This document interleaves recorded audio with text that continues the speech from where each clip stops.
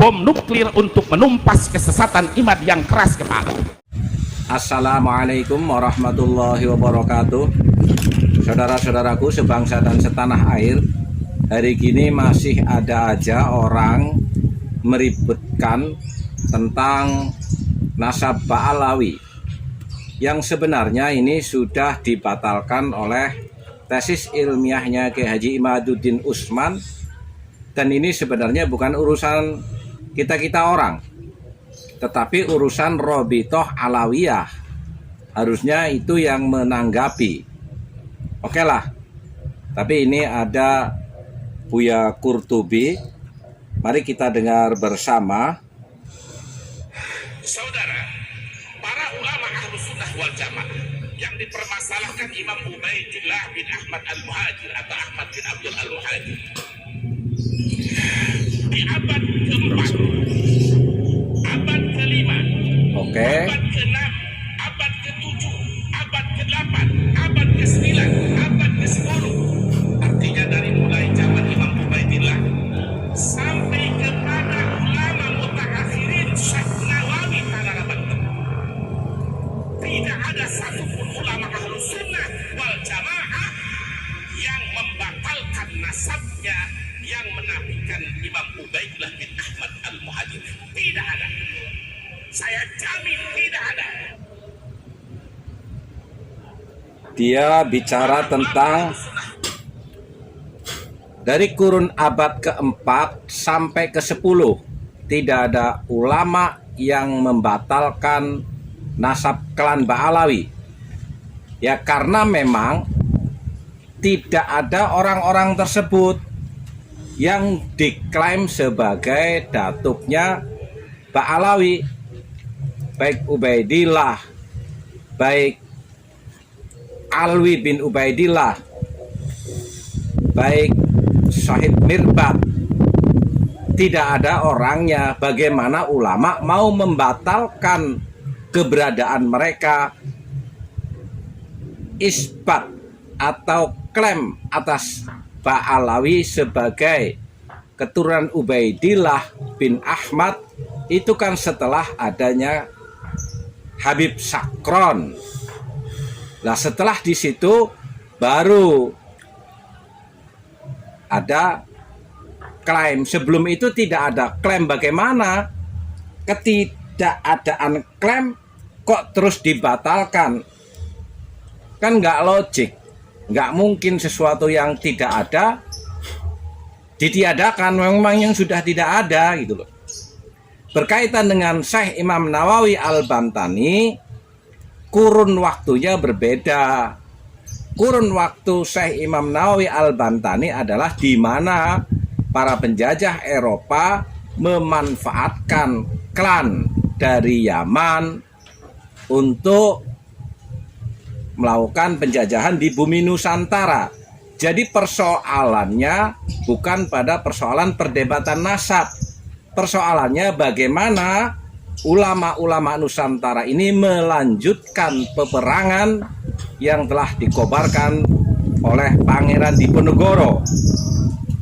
Titik fokusnya melawan Belanda dan melawan Utsman bin Yahya serta para kapiten-kapiten Arab yang dibawa oleh Belanda dalam memecah belah umat Islam di Indonesia, dilabelingi sebagai keturunan Nabi dengan gelar Habib. Jadi konteksnya memang waktu itu ulama perang, bukan berdebat tentang nasab. Karena mereka sudah memiliki sebuah catatan dan manuskrip tersendiri siapa para keturunan Wali Songo, Raja-Raja Mataram, dan Kasultanan serta Kasunanan yang ada di Nusantara. Mereka punya isbat tersendiri sehingga tidak ngurusi nasab orang lain yang jelas-jelas adalah penjajah Belanda. Sekali lagi, konteksnya adalah perang melawan Belanda dan klan Ba'alawi yang dibawa dari Yaman ke Nusantara. Ini ada lagi statementnya. Jadi saya nyatakan ulama ahlu sunnah wal jamaah sampai kurun Syekh Nawawi, bahkan sampai Hadratus Syekh Kiai Haji Hasyim Asy'ari dalam kitab An-Nurul Mubin, tidak ada yang menafikan. Namun akhir-akhir ini ada orang yang membuat standar pribadi jauh. Sama halnya Buya Qurtubi membawa nama Hadratus Syekh Kiai Haji Hasyim Asy'ari tidak membatalkan klan Ba'alawi. Konteksnya justru semakin parah ketika Utsman bin Yahya memberikan pendapatnya tentang bahwa para pejuang, para kiai-kiai yang sedang mengusir penjajah dianggapnya sebagai bughat. Bahkan memuji-muji, memberikan keabsahan kepada pemerintahan Hindia Belanda dan menyesatkan aliran-aliran torekot yang ada di Nusantara, sehingga itu titik konsentrasi para ulama di dalam perjuangannya. Saudara-saudaraku sebangsa dan setanah air, tesis Kiai Haji Imaduddin Utsman adalah sebuah karya ilmiah. Kalau memang Rabithah Alawiyah yang jelas-jelas ketabrak sampai hari ini belum memberikan statement apapun atas karya ini, maka untuk apa kita orang ikut-ikutan ribet? Toh Nahdlatul Ulama, toh para kiai-kiai NU sampai hari ini belum ada yang menolak tesis Kiai Haji Imaduddin Utsman. Ini bisa diartikan adalah ijma sukuti. Mereka diam karena merasa apa yang disampaikan oleh Kiai Haji Imaduddin Utsman adalah sebuah kebenaran.